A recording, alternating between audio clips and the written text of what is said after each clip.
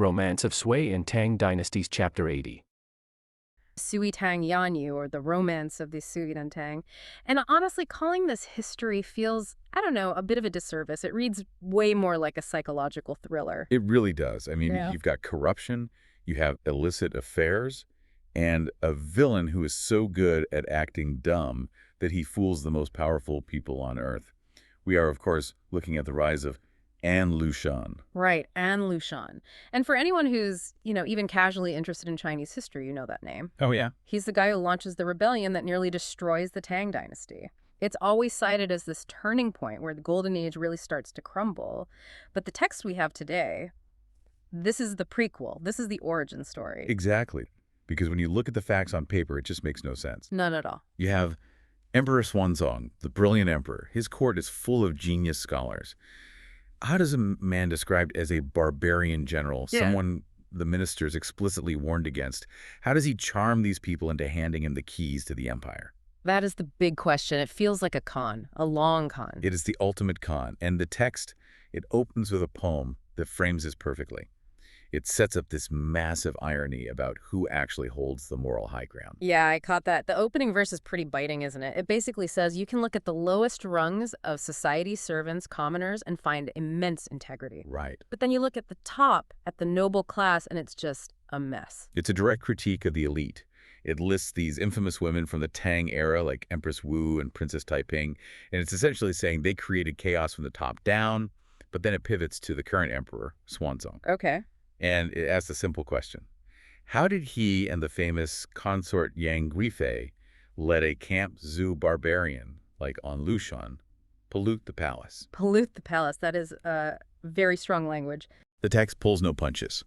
It frames the fall of the Tang not as a military failure, but as a failure of character, a failure of discernment. So let's look at this Camp Zhu barbarian. Who is An Lushan when we first meet him in this chapter? Because he doesn't start as some great general. He starts as a nobody. He's essentially a grifter. His original surname was Kang, and his name was Alushan. He's from the Yingzi region, part of a tribe the text refers to as barbarian. Right. Later, his mother remarries into the An family, so he takes that name.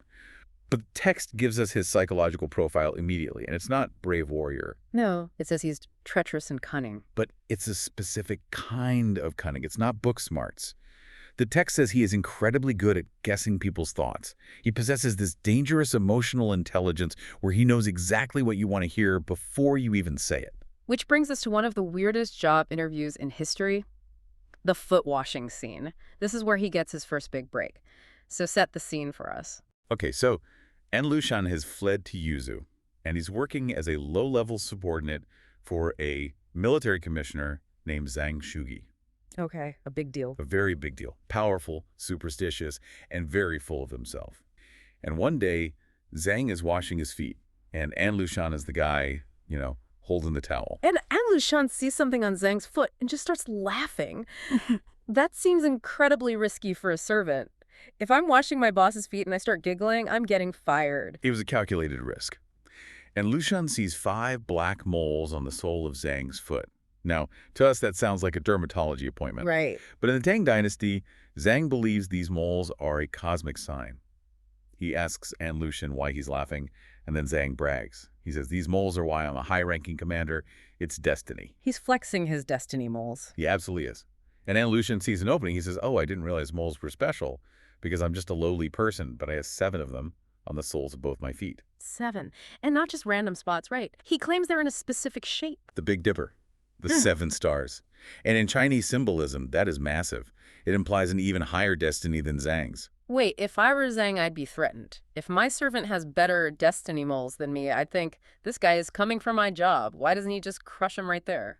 That's the nuance of Zhang's character. He's arrogant. He doesn't see a rival. He sees a tool. He sees the 7 moles, which are apparently darker and bigger than his own. And he feels, well, awed. He thinks, I have stumbled upon a prodigy that I can use. So superstition just completely overrides logic. Completely. Zhang adopts An Lushan as a foster son. Right there. He starts promoting him, eventually making him a Pinglu Taojishi, a subjugation commissioner. It's a fast-track promotion based entirely on the bottom of his feet. But here's the thing. Having magic moles doesn't make you a competent general, because the text says he fails almost immediately, doesn't it? Oh, spectacularly. There were these tribes, the Shi and the Khitan, causing trouble at the border. Zhang orders An Lushan to handle it, but gives him very specific tactical instructions. Basically, don't be rash, don't advance too lightly. And An Lushan just ignores him. He's arrogant. At this point, he's relying on brute strength. He advances too lightly, walks right into a trap, and his army gets absolutely decimated. Okay, so he disobeyed orders and lost the army. In the Tang military code, that isn't a let's discuss this in your performance review situation. That is a death sentence. It is, and Zhang Shugi, for all his superstition, is a strict disciplinarian. He orders An Lushan to be executed. He even writes the report to the emperor explaining that An Lushan is already dead. So he's at the block, the executioner is ready, this should be the end of the story. How does he talk his way out of a beheading? It's his first great acting performance. He doesn't beg. That's what a normal person would do. Instead, he gets angry. He screams at Zhang Shugi, "Lord Zhang, don't you want to destroy the two barbarian tribes? Why are you killing a general?" That is bold. He's framing his own execution as a strategic mistake for Zhang. It's brilliant. He shifts the focus from "I failed" to "You need me." He knows Zhang wants to win that war, and Zhang is struck by his stout words. He thinks, this guy has spirit. Maybe he's too valuable to kill. So what does he do? Instead of executing him, he puts him in a cage and sends him to the capital Chen to let the emperor decide. He passes the buck. I won't kill him, let the emperor do it. So now An Lushan is in the capital. And this is where we see the difference between the career bureaucrats and the inner circle. Because the ministers, the guys who actually run the country, they see right through him, don't they? Immediately. The ministers, like Zhang Jilin, they look at the report and say, he lost the army, he broke the law, he must die. But then they go further. They look at An Lushan physically and say he has a rebellious face. Wow. They warn the emperor that this man will cause trouble if he lives. That's foreshadowing 101. But An Lushan doesn't rely on his face. He relies on his wallet. And this is the key insight for you, I think, about the corruption. And Lushan knew he couldn't convince the ministers. They deal in facts. So he bypassed them. He bribed the eunuchs, the servants who physically lived with the emperor. The text says he gave them thick gifts. So you have the ministers in one ear saying, kill him, and the eunuchs in the other ear whispering, save him. And the emperor, who is growing older and maybe a bit more complacent, he listens to the people who tell him what he wants to hear. He issues a pardon. He tells An Lushan to go back to his post and earn his life back. So it feels like the system actually worked. The ministers identified the threat, but the shadow system of the eunuchs completely undermined it. Precisely. And old Lushan learns a lesson here that defines the rest of his career. Competence doesn't matter. Connections matter. Bribes matter. The text explicitly says that from that point on, whenever an imperial inspector came to his region, An Lushan buried them in gold and silver. He bought his reputation. He did. So for years, the emperor only hears these glowing reports. And Lushan is loyal, and Lushan is capable. Eventually, the emperor summons him to the capital, not as a prisoner this time, but as a favorite. So now the wolf is in the henhouse. He's in Chang'an. But he has a problem. He's an outsider. He's a barbarian general in a court full of sophisticated elites. He scares people. He needs a disguise. Yeah, and the disguise he chooses is strategic incompetence. He decides to play the role of the harmless, stupid loyalist. And he uses a prop. The parrot. I love this detail. Tell us about the white parrot. It's so theatrical. He finds a rare white parrot that is excellent at mimicking human speech. He puts it in a golden cage and waits for the emperor to be walking in the imperial garden. He stages a chance encounter. Exactly. He hangs the cage on a tree. The emperor is walking with the crown prince, the future emperor. And Lushan runs up and performs a very specific breach of protocol. What does he do? He bows only to the emperor. He completely ignores the prince standing right there. That's huge. You don't ignore the crown prince. That's practically treason, or at least a massive insult. The emperor notices immediately. He asks, "Why aren't you bowing to the crown prince?" And this is the moment. If he answers wrong, he's in serious trouble. What does he say? He puts on this confused face, and he says, "I am a foolish barbarian. I know who the emperor is, but what is a crown prince?" What is a crown prince? Come on. He's a general. He knows how the government works. He's been maneuvering through court politics for years at this point. Of course he knows. But he's betting on the emperor's ego by saying, I don't know anyone but you. He's saying, you are the only sun in my sky. It's flattery disguised as ignorance. And the emperor buys it. Hook, line, and sinker. The emperor isn't offended. He's charmed. He laughs. He explains, the prince is the reserve ruler. He will be emperor after me. And then Lucian apologizes. He apologizes, but he keeps the act up. I am foolish. I only knew there was one emperor. I didn't know there was a prince. And then cue the parrot. The bird speaks. The bird yells out, and Lucian, bow to the prince. Oh. No way! That is incredible timing. He must have trained it to do that. Almost certainly. But to the emperor, it looks like a miracle. He thinks An Lushan is just so honest and simple that even nature agrees with him. And Lushan even spins a lie about dreaming of a dead general, Li Jing, who sent the parrot to him as a good omen. He's building a mythology around himself. I'm not just a general, I'm a mystic. But the parrot is just the opener, because then she arrives. Yang Yifei, the imperial consort, the most powerful woman in the empire. And the text makes a big deal of her entrance, right? A cloud of maids, a fragrant carriage. It's a movie star entrance. And protocol dictates that when the consort arrives, the men, especially outsider generals, should leave. This is the emperor's private life. But An Lushan stays put. And the emperor lets him. The emperor is in such a good mood because of the parrot, which he actually gifts to Yang Yifei right there, that he makes a joke. He remembers An Lushan was adopted by Zhang Shugi. So he says to Yang Yifei, he used to be Zhang's son. Why don't we take him as our adopted son? He invites the wolf into the family, literally. And An Lushan doesn't hesitate. He falls to his knees. But, and here's the barbarian act again, he bows to Yang Yifei first, before the emperor. Again, he just learned this lesson with the prince. You bow to the emperor first. And when the emperor corrects him, saying, hey, father comes first, and Lushan has a prepared line. He says, in my culture, the Hu custom is to bow to the mother first, then the father. Mother first, then father. It sounds so wholesome. It sounds so respectful. It plays perfectly into their view of him as a noble savage. They think it's quaint. They're delighted by his simplicity. But the text gives us a very dark glimpse into what is actually happening in An Lushan's head. He's not thinking about mother, is he? No. The source material is very explicit here. It describes Yang Yifei's beauty in detail, her perfect makeup, her voluptuous but graceful figure, and it says An Lushan harbored evil thoughts. He is lusting after her. And the text implies this wasn't entirely one-sided. This is where it gets scandalous. The text critiques Yang Yifei heavily. It describes her as having a frivolous nature. It says she didn't just care about looks. She liked strong, virile men.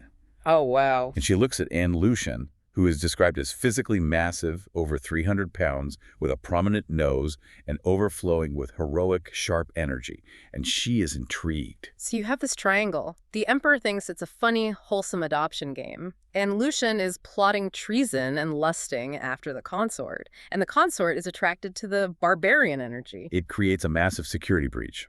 Because he is now their son, the emperor allows him free access to the palace. He can come and go from the private quarters areas that were strictly forbidden to any other male. All because he played the fool. He pretended not to know what a crown prince was. He pretended to have these customs. It's the ultimate camouflage.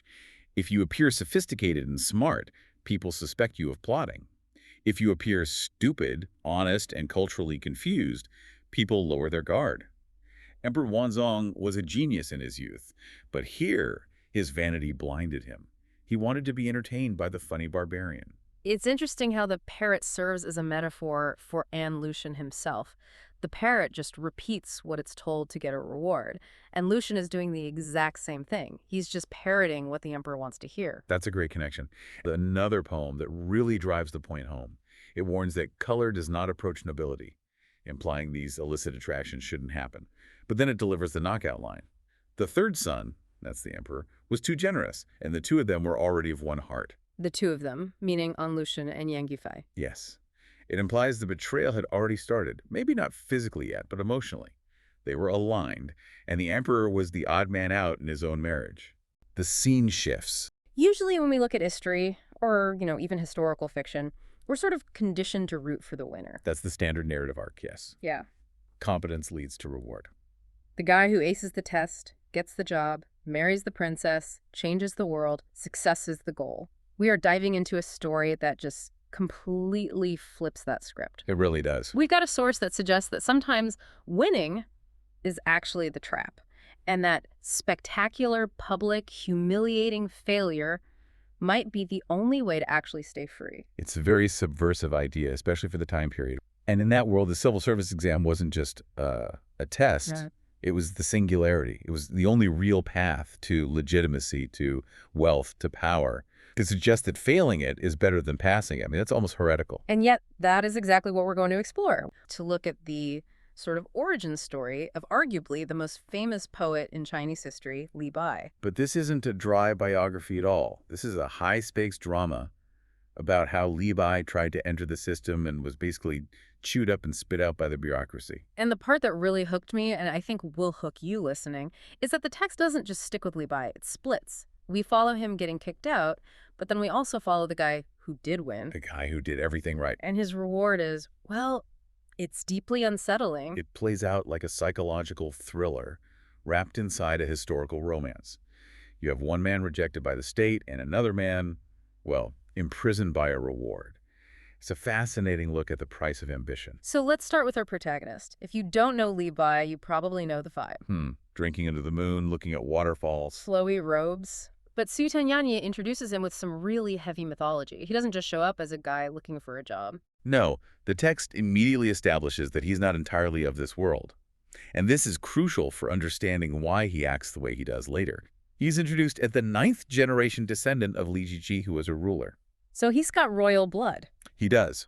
But the real legitimacy comes from his mother's dream. This is the Long Star, right? Exactly. The text says right before he was born, his mother dreamt of the long star, what we'd call Venus, or the changing star falling right into her bosom. It's why he's named Li Bai. He is celestial by nature. And this leads to that fantastic nickname the text uses, the banished immortal, Li's Ixian. I think this is such a key concept to get. It is. When people in the story call him that, they don't just mean, oh, he's a genius. They mean he is literally a deity who messed up in heaven and is serving a timeout on Earth. Which frames his entire personality. I mean, think about it. Yeah. If you genuinely believe you are an immortal serving a temporary sentence on Earth, You're not going to respect a mid-level manager.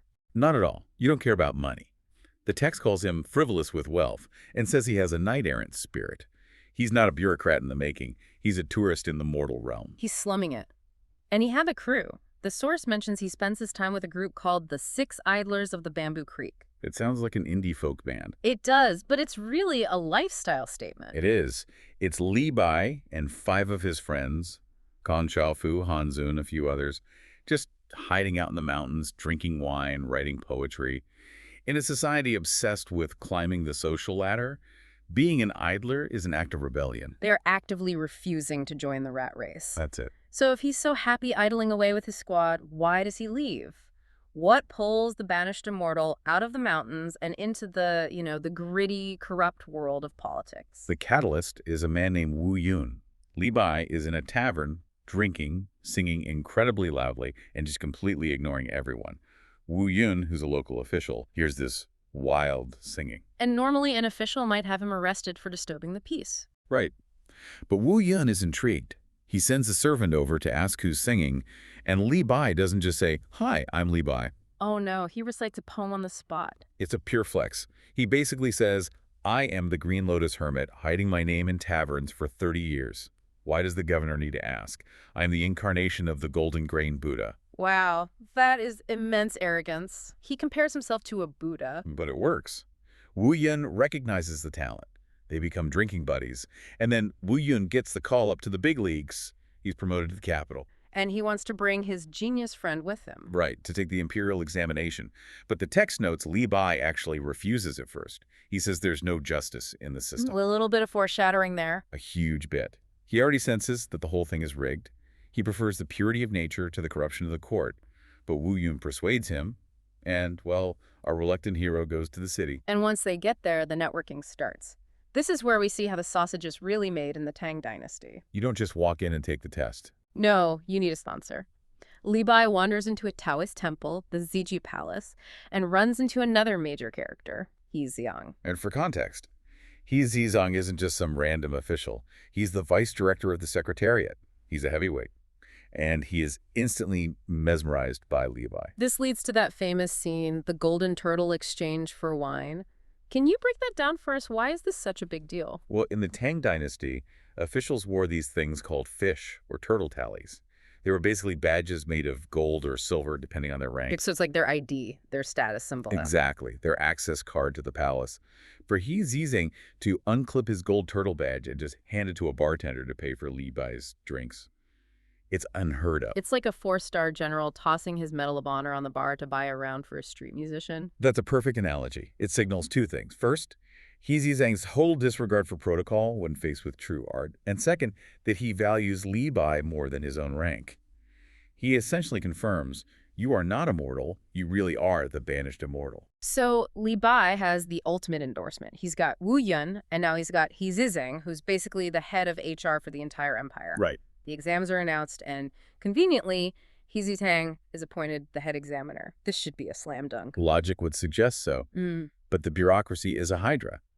The emperor, trying to be thorough, appoints 2 supervisors to screen the essays before they even get to He Zizeng. And this is where the villains enter. Yang Guzong and Gao Lishi.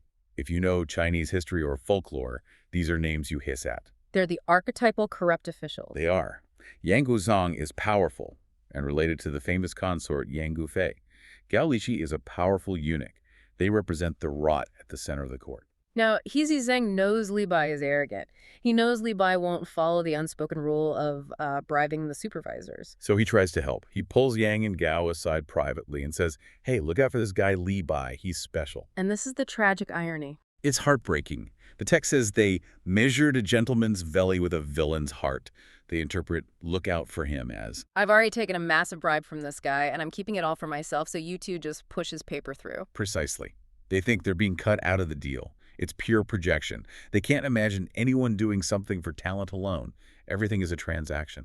So, out of spite, they decide right then and there. If we see a paper by Li Bai, we fail him instantly. So the day of the exam comes. Li Bai, blissfully unaware of this backroom dealing, walks in. He writes his essay in a flash. He's the first one done. He hands it in, probably expecting a pat on the back. And Yang Guozong sees the name Li Bai. He doesn't read a single word. Not one. He just takes his brush, strikes out the name, and calls it a rough, evil scroll. And then they don't just fail him, they humiliate him. The insults are so specific, Yang Guozong says. He says, a candidate like this is only fit to grind ink for me. To tell a scholar he's only fit to grind ink, it's reducing him to a servant. It's saying your mind is worthless. It is. And then Gao Lishi piles on. He says, grinding ink. He's not even good enough for that. He's only fit to take off my boots. That's even lower. Removing boots is a filthy, servile task, especially coming from a eunuch whom scholars already look down on. To be told you are the servant of a eunuch is the ultimate degradation for a man like Li Bai. They order the guards to physically drag him out. Thrown out of the exam hall, I can't imagine the rage. The text says his resentment shot up to the sky. And Li Bai isn't the type to go home and cry. He turns to Wu Yun and he swears an oath. What does he say? He says, the eyes of these blind officials. If I ever gain power, I will make Yang Guzong grind my ink, and I will make Gao Lishi take off my boots. He wants poetic justice. He wants to force them to perform the exact roles they assign to him. It's the fuel for his future. This failure is the engine of the banished immortal legend. If he passes this exam, he becomes a mid-level manager. He pushes paper. But because he fails, he becomes this wild, uncontainable force. Exactly. Meanwhile, poor He Zizeng is inside the grading room, waiting for Li Bai's paper. It never arrives. He just assumes Li Bai didn't show up. Yeah. He has no idea his attempt to help is what caused the failure. It's the butterfly effect of corruption. A whispered word of support gets twisted into a weapon. It's tragic. So Li Bai is out, but the exams go on. Someone has to win. And this is where the story takes that hard left turn we mentioned. It pivots entirely. To the man who takes the top spot, Jing Guzhen. A descendant of the great hero Qin Shubao, he wins the title of Zhuangyuan, the #1 scholar. His brother even takes 5th place. They are the toast of the capital. The scene shifts to the celebration, the Taiping Hui. It's a massive street festival. Drums, gongs, people everywhere. And in all that chaos, Qin Guzhen gets separated from his entourage. This isolation is key. He goes from being the center of attention to being completely alone in a crowd. And then a servant boy approaches him and says, "My master invites you." Now, if you're Qin Guzhen, you're thinking, I just won the Super Bowl of academics. This must be a prince or some high minister wanting to congratulate me. it's a reasonable assumption. His ego is at its peak. So he follows the boy, but he isn't led to a government office. He's led down a winding alley through a small side door. The description of this place is so vivid, it feels separate from reality. It's a classic literary otherworld. High white walls that block out all the city noise, a path of white stones. There are peach blossoms, willows, mandarin ducks, white cranes. It's too perfect. It is. It's a garden, but it feels like a diorama. It's unnervingly silent compared to the festal drums outside. He crosses a bridge and enters the Four Emptiness Pavilion. And here, the text drops as a breadcrumb that just makes you gasp. The sign on the pavilion, who wrote it? The text explicitly says the calligraphy was written by Westgate Li Bai. Li Bai, the man who was just thrown out of the exam hall. His handwriting is hanging in the private garden of the man who won. It creates this immediate ghostly connection between the two men. It's like Li Bai's spirit is haunting the narrative. Did he visit this place? Did he drink here? We don't know. King Guzhen waits. 2 maids appear, then 2 more. They lead him up a tower. Crystal curtains, dragon saliva incense. It's sensory overload. And then the lady appears. The archetype of the dangerous beauty. Eyes like autumn water, eyebrows like spring hills. She tells Qian that she dreamed of a green phoenix landing on her tower and that he is the fulfillment of that dream. It's a total seduction script. You are the chosen one. Qian is smart enough to be scared, though. He asks, "Who are you? What is this place?" And she dodges every single question. She offers him wine instead of answers. And notice Qian's reaction. He lies. He doesn't say, "I am King Guzhen, the top scholar." He calls himself Yu Zhenmu. Why does he do that? He just won the biggest prize in the land. Why hide it? Instinct. He knows he's stepped out of the ordered bureaucratic world he dominates and into a chaotic, yin-heavy space where his rank means nothing.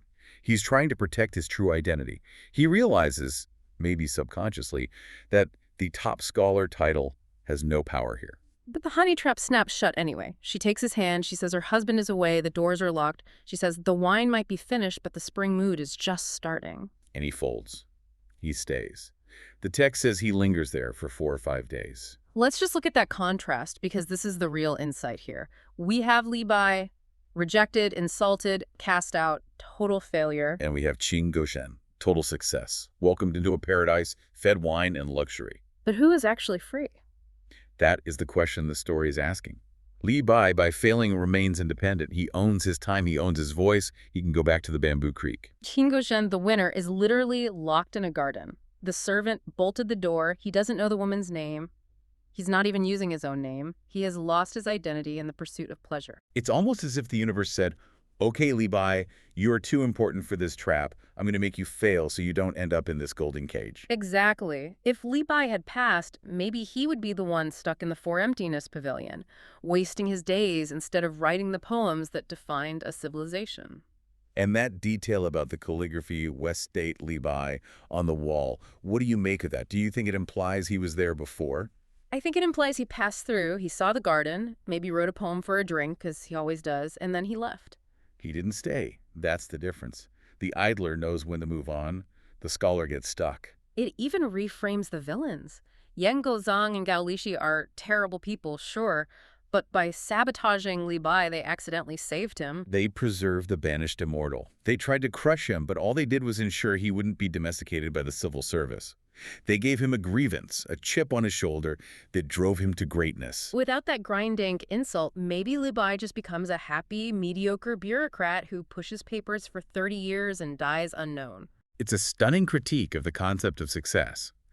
The text seems to be saying that the institution, the exam, the court, the official rank, is dangerous to the soul. The Peace Festival led King Gozhen into a trap. The insult led Li Bai into immortality. The text is warning us that sometimes getting exactly what you worked for is the worst thing that can happen to you. It really is.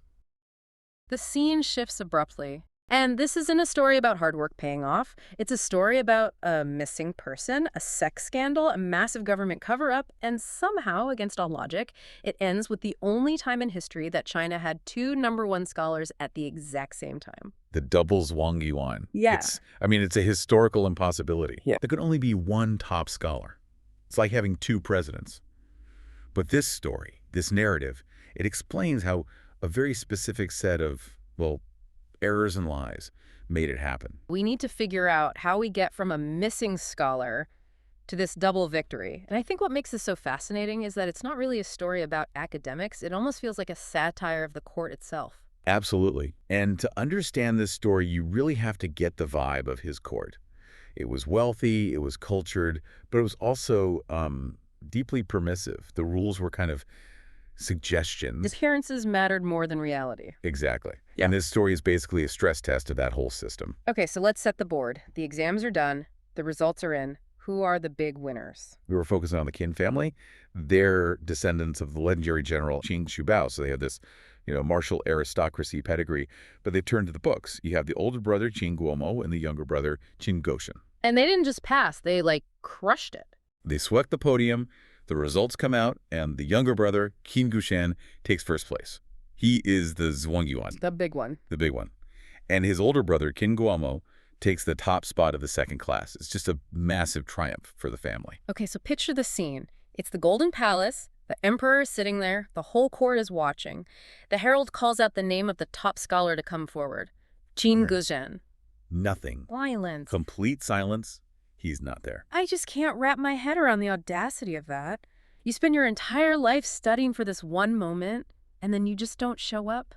You don't ghost the emperor. That's a good way to lose your head. It's the ultimate breach of protocol. The court is in a total shock. So the emperor turns to the older brother, Guomo, and he asks, where is he? And Guomo is, you can imagine, terrified. He says, Your Majesty, we left the exam hall together, we went to the Jiking Ward to celebrate, got separated in the crowd, and I haven't seen him since. Jiking Ward. Okay, we should put a pin in that location. Yes, that is crucial. The Jiking Ward was the entertainment district. High-end mansions, music, tea houses, and a lot of trouble. So here's the first moment where I felt like the story took a weird turn. The winner is missing. Normally, I'd expect the emperor to be furious. Right. Strip the title, arrest the family, move on to the next guy. But Xuanzong's reaction is incredibly lazy. It's surprisingly pragmatic, or maybe just indifferent to the rules. Yeah. He looks at the older brother, Guomo, and basically says, well, the younger one isn't here. You're the older brother. Why don't you just take the top spot instead? Just take it. Like he's offering him a spare ticket to a show. Exactly. Yeah. He even tries to use Confucian logic to justify it.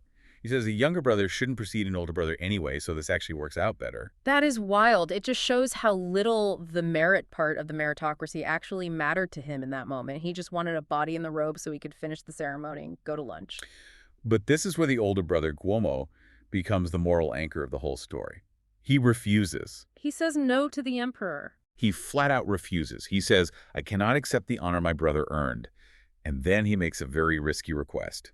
He asks the emperor to delay the Konglin banquet, that's the big victory dinner, until his brother is found. That is such a high-stakes move. He's holding up the entire imperial bureaucracy on the hope that his brother is just, lost and not dead in a ditch somewhere. It creates this ticking clock. Mm-hmm. The emperor agrees, but he only gives them a 2-day extension. And to make sure they find him, the emperor calls in the enforcer. He sends Gao Lishi.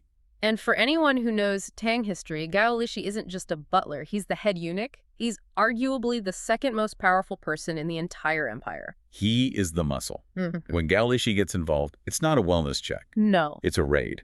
He takes a squad of guards, and they just tear the Jiking Ward apart. The text describes them searching streets, alleys, temples, tea houses, and brothels as if hunting a bandit. So the pressure's on. The whole capital is watching. Everyone's gossiping about the missing Zhuangyuans. So let's pivot to the truth. Qin Guzhen. He is safe, warm, and very, very comfortable. He's currently hiding in the bedroom of a woman named Daxi Yingying. Okay, let's talk about Yingying. Because in a standard history, she might be written off as just, the other woman. But in this story, she seems to be the smartest person in the room. Who is she? She's a little madam, a concubine of a high-ranking official. But her position is really precarious. Her husband is old, he's away on business, and crucially, they have no children. And in the Tang dynasty, for a concubine, no kids means no future, right? Exactly. If the husband dies and she doesn't have a son, she has no status. She could be sold off or just kicked out. So the text is quite explicit. She is looking for a seed. She needs a child to secure her insurance policy. Yeah, that's a perfect way to put it. So she's headhunting. Totally. Literally. She's watching the street from her window. She sees Qin Gozhen walking by right after the exams. He's young, handsome, clearly upper class. She doesn't know he's the top scholar yet. She just knows he's, prime genetic material. It's so calculating. It's survival. She invites him in. Goshen, being young and, full of adrenaline from the exams, he accepts. and they have been happily sequestered in her mansion for days while the entire city is panicking. Until the reality check hits. Right. The servants start whispering. The news reaches the bedroom. Gao Lishi is kicking down doors, looking for a missing scholar named Qin. That has to be a terrifying moment. Goshen realizes the manhunt is for him. He panics completely. He confesses everything to Yingying. I am the Zhuangyuan. The emperor is looking for me. Now wait, this is a disaster for Yingying too. If she gets caught hiding the emperor's missing scholar, who she's essentially kidnapped for this illicit affair, she's dead. Her husband would kill her, or the law would. It's a capital offense on multiple levels. Goshen just falls apart. He's on his knees, begging her to save him. He has no plan. He's just a kid who made a really big mistake. But Yingying doesn't crack. No. She switches into general mode. She realizes immediately that they cannot tell the truth. The truth gets them both executed. They need a cover story. But it has to be a very specific kind of story. What kind? It has to be a story that explains where he was, why he couldn't leave, and, most importantly, why he can't tell them exactly whose house it was. So she invents a supernatural encounter. She tells him to blame it on fairies. Close. She constructs this whole narrative where he met an old woman who claimed to be a messenger. He was led to a mysterious, luxurious estate, fed exotic food, and hosted by a beautiful woman who never gave her name.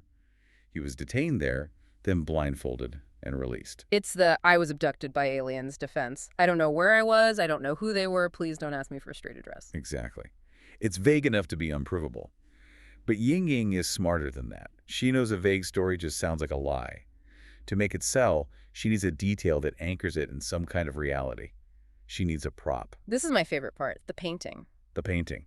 She pulls out this scroll painting. It depicts a very specific scene. Pavilions, towers, and a beautiful woman leaning on a railing looking at flowers. She shows it to Gazan and gives him a very strict order. She tells him to memorize it. She says, "Do not describe me.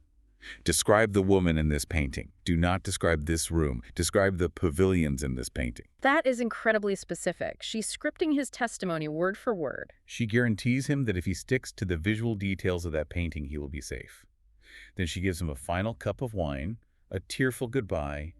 She still refuses to tell him her name, protecting herself to the bitter end, and pushes him out the back door. And the timing is just razor thin. It's cinematic. He stumbles out into the alley, totally disoriented, and runs straight into Gao Lishi's search party. And suddenly he's in custody. No time to think, no time to prepare. They rush him straight to the Flower Calyx Tower to meet the Emperor. The atmosphere is tense. The Emperor is waiting. Gao Lishi is watching. And Xuanzong asks the question, "Where have you been?" Does he crumble? He holds the line. He recites Yingying's story perfectly. The old woman, the mysterious estate, the blindfold, and then he describes the woman in the house exactly as they appear in the painting. Now, here's where I need you to explain the expert angle. Because if I'm the Emperor and a guy tells me a magical lady kidnapped me and fed me snacks, I'm calling the guards. Why doesn't Xuanzong throw him in jail? Because of who Xuanzong thinks the woman is. And this is where Yingying's genius really shows. To understand the Emperor's reaction, you have to know about Lady Guogo. Lady Guogo. This is Yang Weifei's sister, right? The sister of the Emperor's favorite consort. Lady Guogo was the it girl of the capital. She was incredibly wealthy, lived in the Jiqing ward, and was famous for being, let's say, aggressive in her romantic pursuits. She liked young men. She frequently brought handsome young men into her mansion. The Emperor knew this. He tolerated it. He actually found her lifestyle kind of amusing because she was family. Okay, so when Guzan starts describing this luxury house in the Jiqing ward and this beautiful, commanding woman, the Emperor connects the dots, but he connects them to Lady Guogo. He thinks, aha, my sister-in-law snatched up the new scholar for a few days. And the painting, the one Yingying gave him to memorize. That is the masterstroke. The source reveals that Yingying's mother used to be a seamstress in Lady Guogo's household. That painting was a portrait of Lady Guogo. No way. It was a stolen or gifted piece of memorabilia. So when he described the painting, he was literally describing the Emperor's sister-in-law. Precisely. Yingying framed Lady Guogo. She knew that if the description matched Lady Guogo, the Emperor wouldn't treat it as a crime. He would treat it as a family embarrassment. That is 4D chess. She weaponized the Emperor's own nepotism against him. She did. And it worked perfectly. The Emperor recognizes the description. He smiles.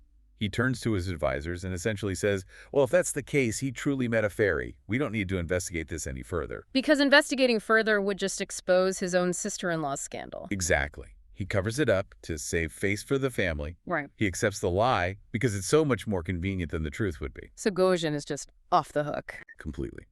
And because the emperor is so relieved, and because he was so impressed by the older brother's loyalty earlier, he decides to turn the whole mess into a celebration. The double victory. He issues a decree. He declares that both King Gushan and King Guomo are the Zhuangyuan. Which, again, breaks every single rule of the exam system. It does. But he orders 2 sets of official robes, 2 pairs of golden flowers. They both attend the Konglin banquet as champions. The text calls it a marvel of the age. It's amazing. You go missing, have a secret affair, lie to the emperor's face, and you end up sharing the top prize with your brother. It is the ultimate failing upwards. But it's also a perfect resolution for the emperor. He looks benevolent, the brothers are happy, and the scandal is buried. But there is one final scene we have to talk about, because the emperor still thinks he knows the secret, right? He's in on the joke, except he has the joke wrong. Yes.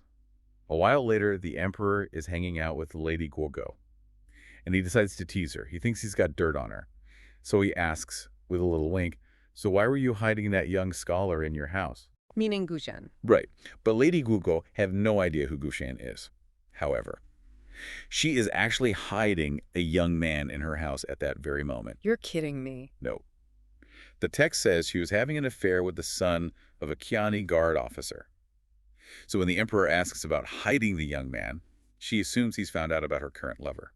So she confesses. He bows her head and says something like, "It was an uncontrollable passion. Please forgive me." They're having 2 completely different conversations. Fully. The emperor's talking about the scholar. She's talking about the guard. But the emperor hears her apology, laughs, and says, "I'll let you off this time." The aunt is flirtatious. The uncle gets the hint.